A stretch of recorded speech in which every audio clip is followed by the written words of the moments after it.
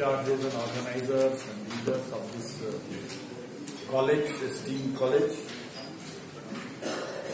I'm really thankful on behalf of Aipf to have given this opportunity to organize this seminar, and also opportunity to me to present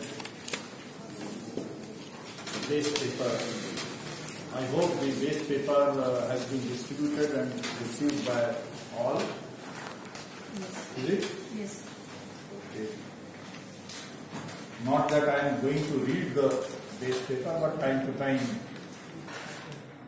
it will be referred to. The base paper. The base paper generally is meant to broadly demarcate the area that we are areas that we are going to discuss during the 3 days. Not necessarily all the points are included in the base paper. Earlier we had distributed theme paper, what is known as theme paper, with a large number of topics were described there. It is also not necessary to agree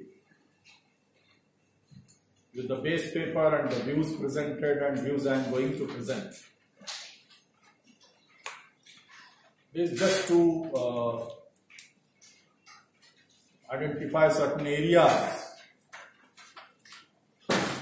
which need to be looked into and discussed. Now, globalization is a subject which is being taught all over, among the economists, among the social scientists, political circles, activists. It is part of curriculum and syllabi also, and today it has become a nationwide and worldwide topic. Obviously, it affects our economic, social, even cultural life. Globalization is a topic which is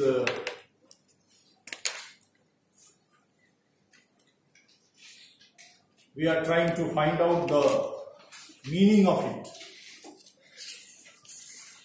And as the speakers have brought out, it has many faces, many aspects, positive, negative, half negative, and so on. Certain interesting things have happened recently.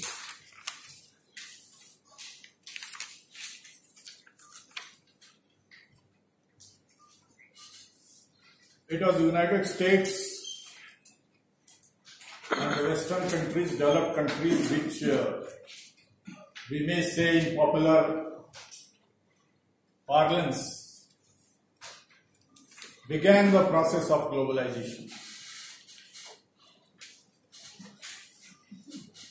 Recently, US President has announced that the United States is coming out of globalization.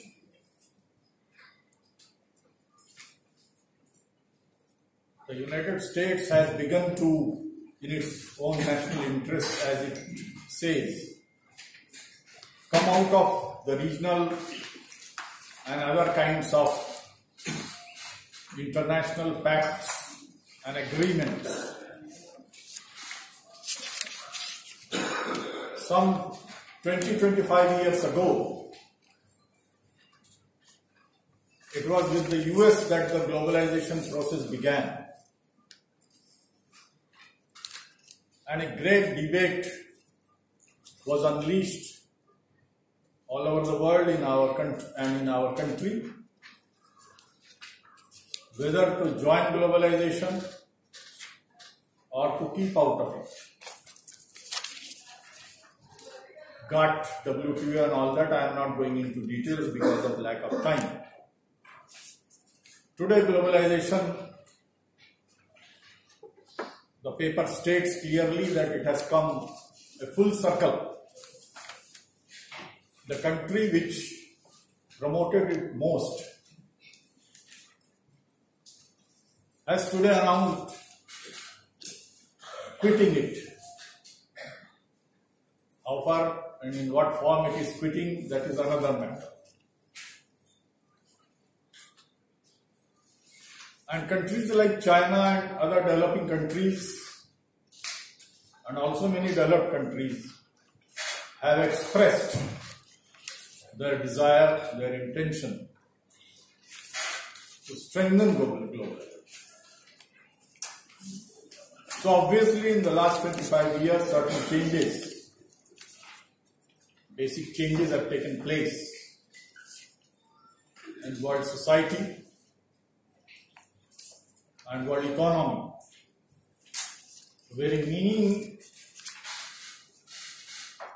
the very position of globalization has changed or is changing.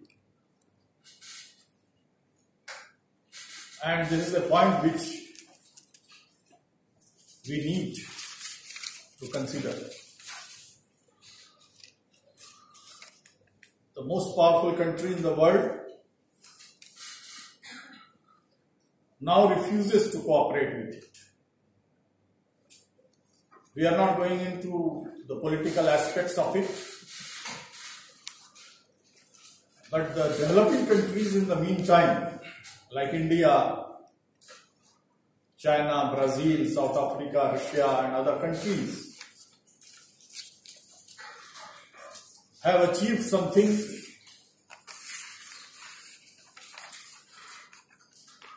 for the first time in history,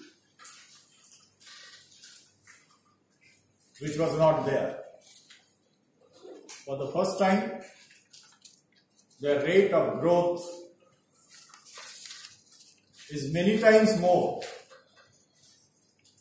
than the advanced Western countries. The developing countries once used to export basic raw materials, agricultural products and semi-finished goods. Today they are exporting the manufactured and the most modern industrialized commodities.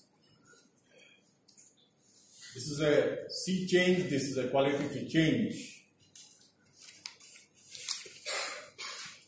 in the world market and world society. It shows the new development, new trend in the world development, and which we assembled here have to try to understand and discuss. Globalization, in my opinion, has two aspects, two opposite aspects.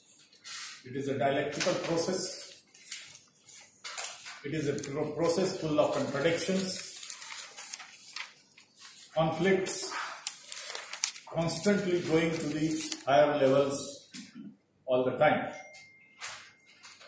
And therefore no generalization can be made. Yet it has to be understood that by the beginning of the 21st century, nearly 200 countries, economies of the world had joined the world market and the WTO. And today it is the United States which is complaining that the goods from countries like Bangladesh, Sri Lanka, India, and of course China are flooding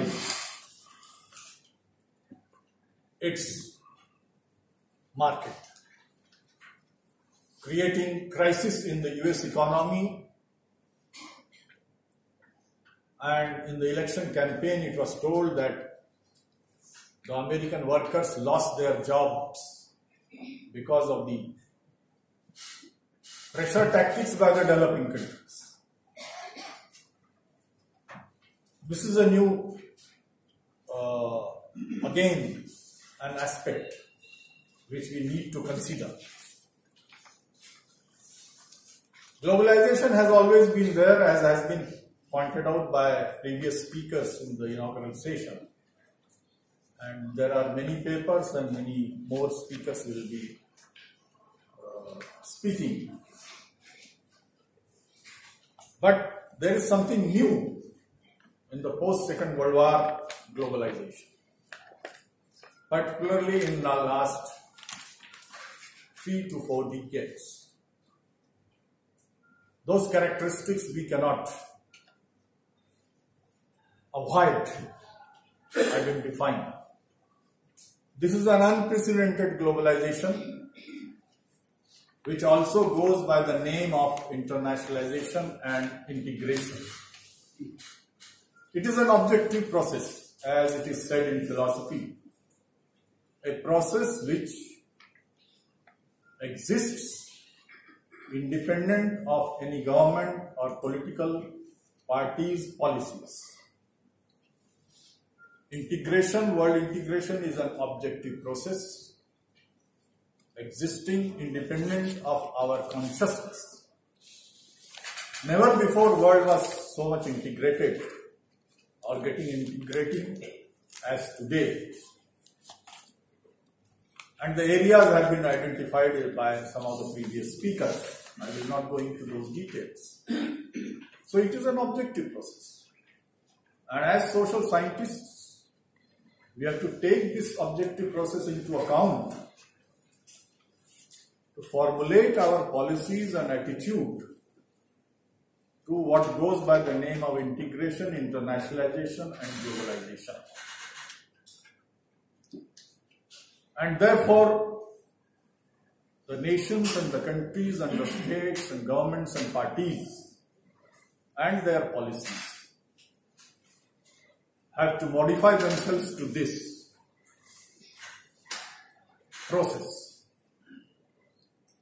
So this is an objective process. If we adopt this methodology, we will be better answering the questions related with our own economy and world market. The other aspect is the subjective aspect. Policies of US government or Indian government or British government or Brexit or BRICS. These are the policy responses. Policy responses may depend on group interest, political interest, economic interest, class interest, and so on and so forth. Those responses may or may not be realistically analyzing the process of globalization or integration. So, as social scientists, I think we have to identify and understand globalization, and we have to find ways of utilizing the process of integration in the interest of our own nation, our own people, and people of the whole world. For example, among the related problems is that of how to distribute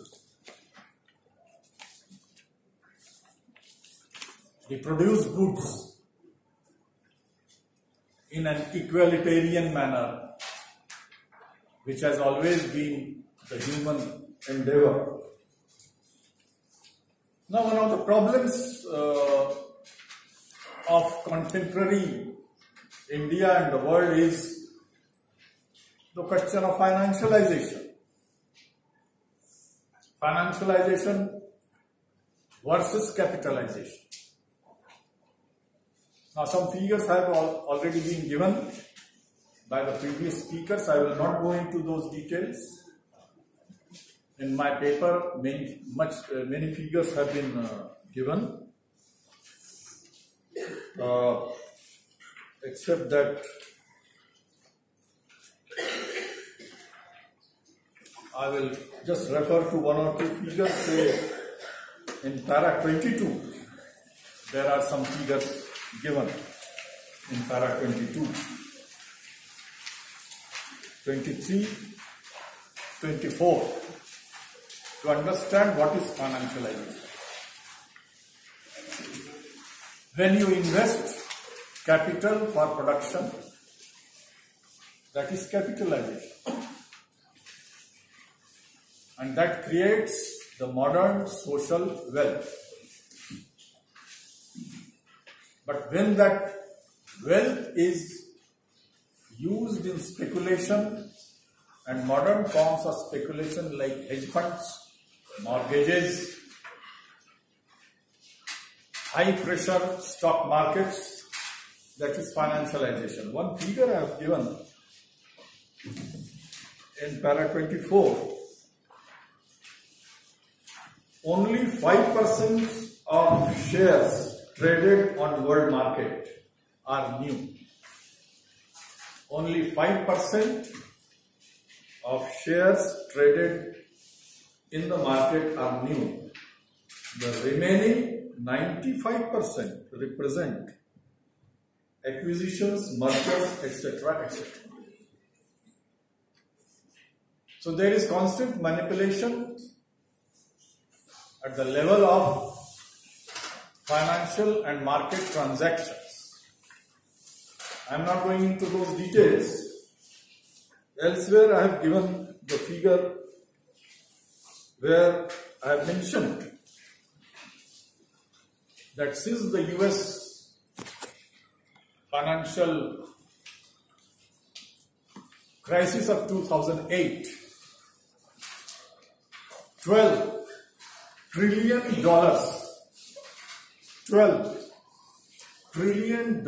have been printed as printed money to overcome the crisis. So the vested interests in the Western countries, particularly the United States, are trying to overcome the crisis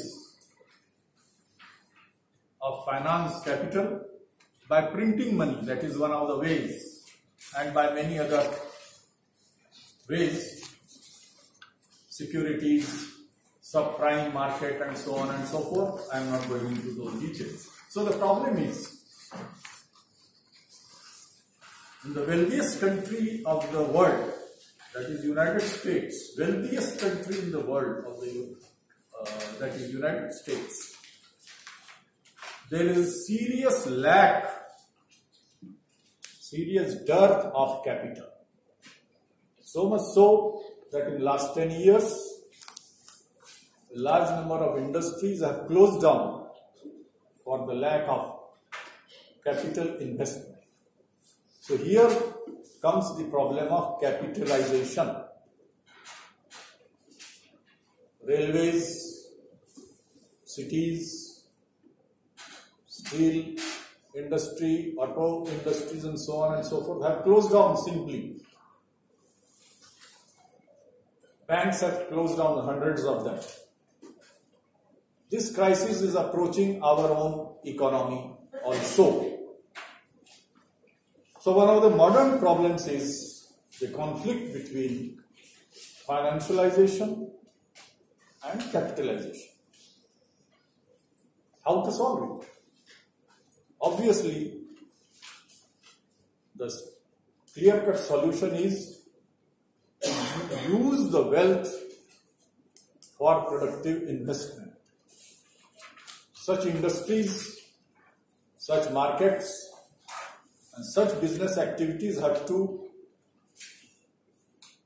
be promoted where this wealth can be turned into capital. In the paper, the example of small-scale industries in India has been given. In the last 1 year, one of the biggest fall in the rate of development of any economy in the world has taken place in India. In history, there are rare evidences that a country's rate of growth falls by 2%. These are official figures. Small-scale industry has been hit most. The Aipf had organized a very good day-long seminar in Ludhiana, where nearly 100 entrepreneurs attended, and we didn't know many of them. And they told it is the industrialists, small-scale entrepreneurs, household producers, manufacturers, they told, and this is the experience in many other industrial cities, that in last 1 year, because of two reasons, one, demonetization, second, GST, because of these two reasons alone, there may be other reasons. The rate of growth of our economy has fallen by 2 percentage points. And that has played havoc with the small-scale industries. Small-scale industries in India is very special. People talk about MNCs, they talk about corporates, they talk about monopolies and so on and so forth. But small and medium scale industry are the backbone of Indian economy. For any developing economy to develop,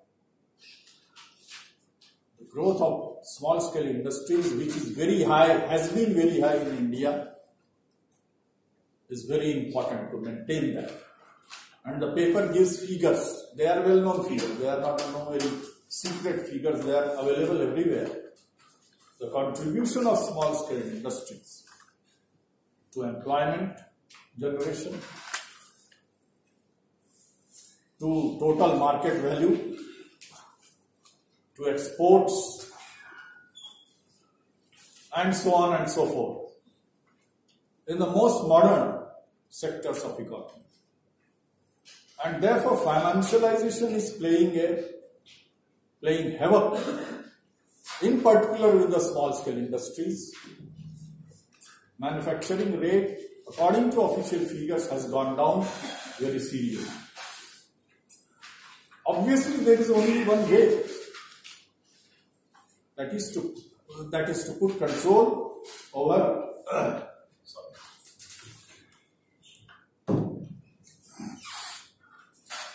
that is to put at least some control over financial sector and their concentration of economic power. In our country, there already obtains a Monopolies and Restrictive Trade Practices Act, MRTP, created some 3-4 decades ago. It has been silently put aside. If we apply that act alone, lot of controls over financialization can be put, and lot of ways can be opened for capitalization of finances.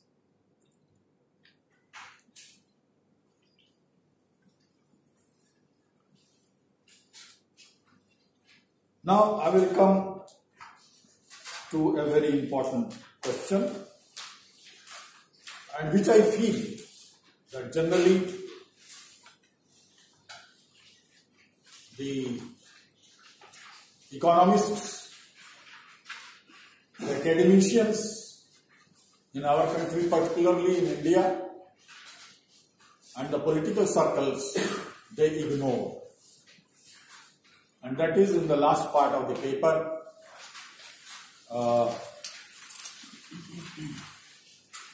Beginning with para 47, and that is information revolution. Information revolution.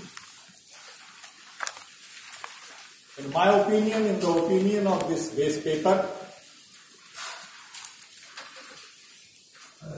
beginning with para 47, the title is Information Revolution,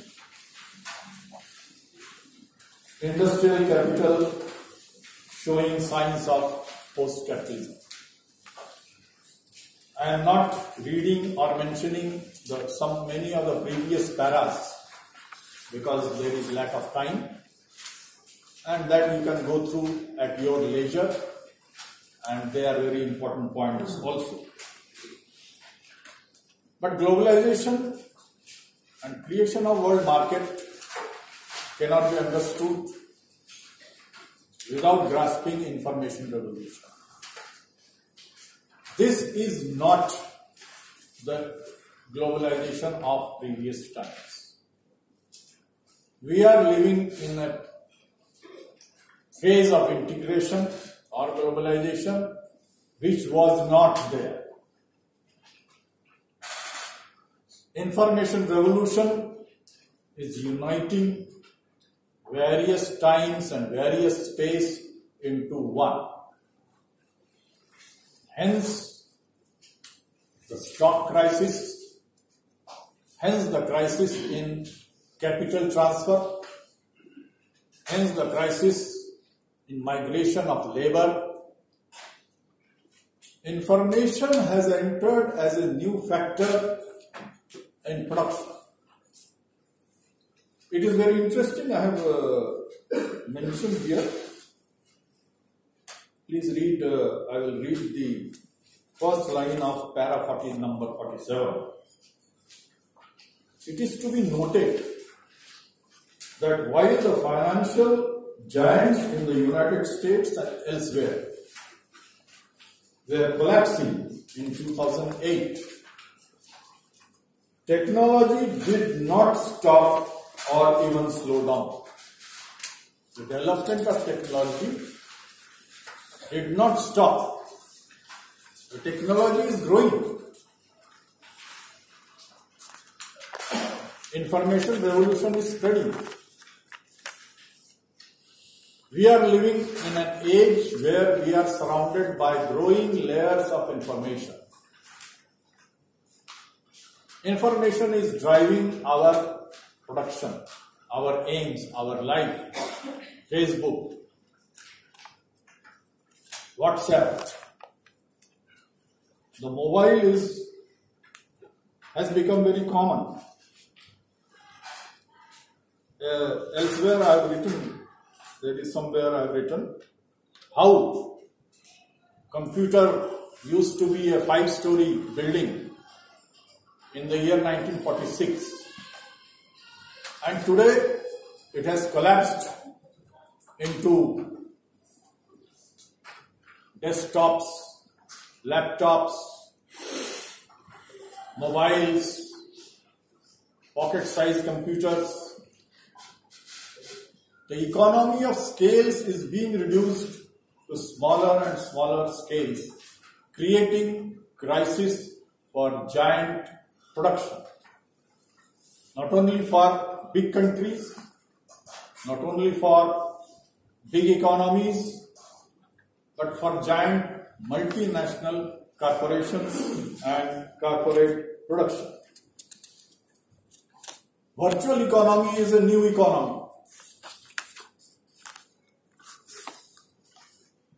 Apps economy is the latest economy.